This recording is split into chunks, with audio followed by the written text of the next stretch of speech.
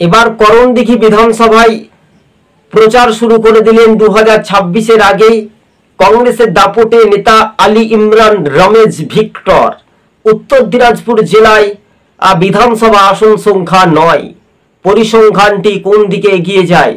কংগ্রেস কর্মী সভায় হাজার হাজার কর্মীদের জনঢল, আর সেখানেই তৃণমূল এবার ভয় পাচ্ছে, কেননা সংখ্যালঘু ভোট তৃণমূলের দিকে আর যাচ্ছে না।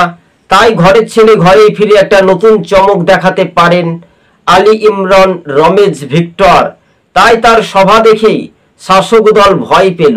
হাজার হাজার কর্মী সমর্থক কংগ্রেসে যোগদান করেছেন, কেউ আবার গোপনে, কেউ আবার বলছে শাসক দলকে ভোটটা দিয়েই জীবনে ছিল ভুল, তাই আর নয় কোনো তৃণমূল, তাই এবার ফুটবে না তৃণমূলের জোড়া ফুল। তো স্বাভাবিকভাবে করণদিঘি বিধানসভায় কংগ্রেসের দাপিয়ে নির্বাচনী ভোট প্রচারের একেবারে তুঙ্গে 26-এর ভোটের আগেই মাজা মজবুত, শক্তি মজবুত করতে চলেছেন কংগ্রেসের দাপটে নেতা আলী ইমরান রমেশ ভিক্টর। সবুজ বঙ্গ নিউজ চ্যানেলটি ভালো লাগলে শেয়ার করে দেবেন এবং পাশে থাকবেন।